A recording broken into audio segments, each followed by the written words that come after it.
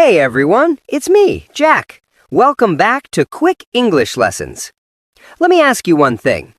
Do you ever struggle with saying no in English? Perhaps someone invites you out and you do not wish to go. Or your colleague asks for assistance, but you have other things to do. You would like to say no, but you don't want to be rude, yeah? Don't worry. In today's lesson, you'll find out how to say no nicely in English like a native speaker. You'll have natural examples, genuine dialogues, and intelligent ways to reject without offending anyone. Let's begin. Section 1. Why you shouldn't be afraid to say no. Here's the reality. Telling no doesn't make you impolite. It makes you direct and truthful. The issue is, in English, simply saying no may come out a bit cold or too blunt, particularly in polite or professional contexts. That's why native speakers normally soften their no with pleasing words, tone, or explanations. So rather than a blunt no, you'll learn smoother alternatives such as, I'd love to, but, I wish I could, but, maybe another time.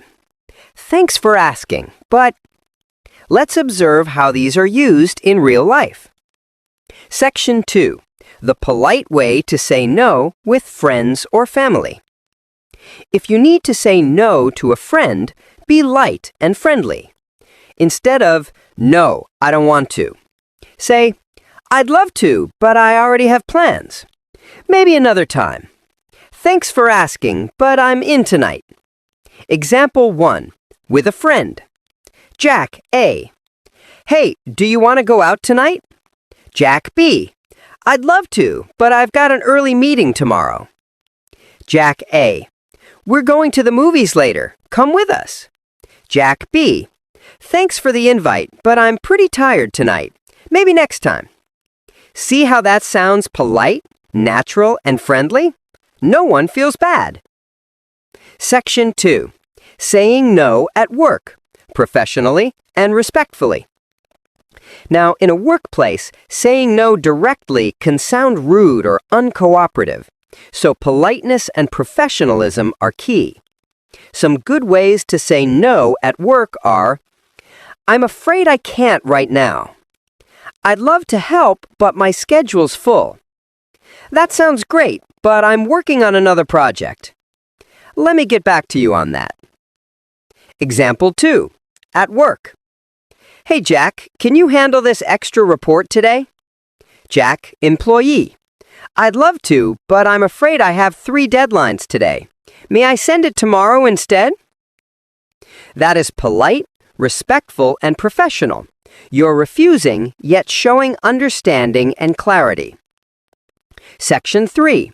Saying no to invitations, politely and naturally. Occasionally, people invite you to parties or events you aren't able to attend. You don't want to say, no, I can't go. It sounds too absolute. Try these instead. That sounds like fun, but I won't be able to make it.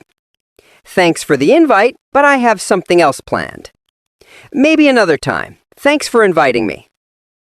That's natural English. It's friendly and polite. Section 5. Declining help when asked. This is difficult because you don't want to sound selfish. You do want to be kind, but truthful. Use these. I love to assist, but I'm extremely busy at the moment. I'm not the best person for this, sorry. I wish I could, but I don't have time today. Example 4. A colleague asks for assistance. Hi, can you assist me with this report? Jack B. I would like to, but I'm behind on my own work. Maybe later. Straightforward, polite, concise. Section 6. Softening your no with polite phrases. Native speakers frequently use softeners, words or phrases that soften your no, so it's not as direct. Here are some magic softeners. I'm afraid. Unfortunately. I'd love to, but maybe another time. I don't think I can. Example 5. Using softeners. Jack A. Can you attend the meeting tomorrow morning? Jack B. Sorry, I can't. I have class then. Jack A. Feel like going shopping with us? Jack B. I'd love to, but I've scheduled something else. These ones are polite even while denying. Section 6. Saying no without giving a reason. You don't always need to state why. Sometimes a brief, polite response will do. Try these. No, thank you. I'll pass, but thanks. Not this time, thanks. I'm good, thank you. Example 6. Simple, polite refusals. Would you like some dessert? No, thank you. Want to join us for karaoke? I'll pass, but thanks for inviting me. Short, polite, and to the point. Ideal for everyday situations. Section 8. Writing no in emails or messages. When you're writing, tone is even more important since people can't hear you. Here's how to say no politely in emails. Thank you for inviting me, but I won't be able to attend. I appreciate the invitation, but I'll have to say no. Unfortunately, I won't be free at that time. Thanks for considering me, but I'll have to pass. Example 7. Email reply. Hi, Sarah. Thanks so much for the invitation to the meeting. Unfortunately, I won't be able to attend this week.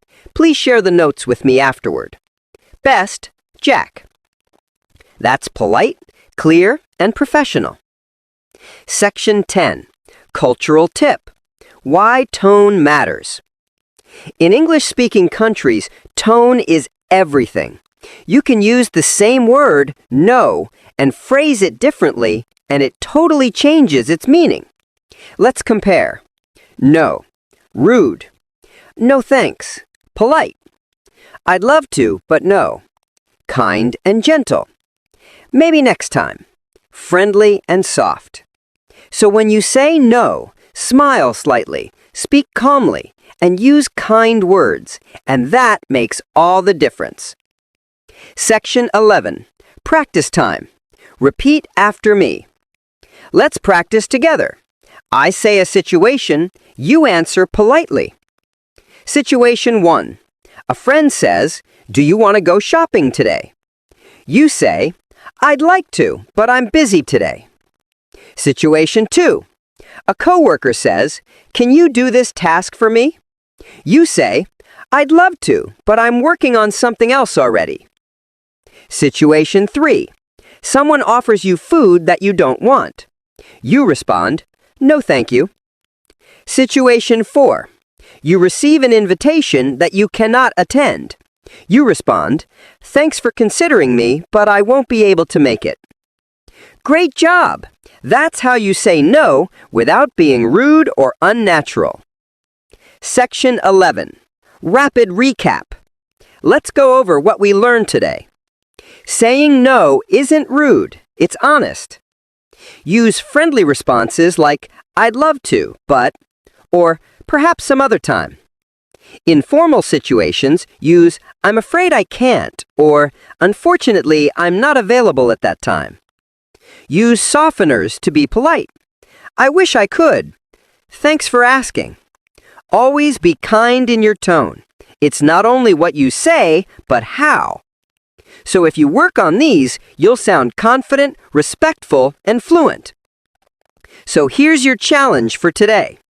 Think about 3 situations in which you usually need to say no. Then, practice politely saying it in English with the phrases that we did today.